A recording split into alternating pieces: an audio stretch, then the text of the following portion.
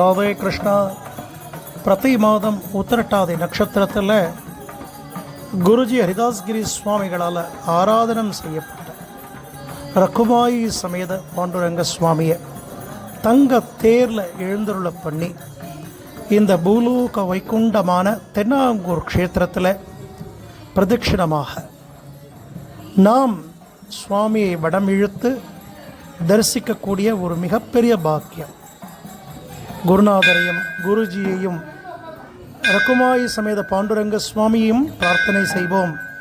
Radhe Krishna, Radhe Krishna. Jai Guruji.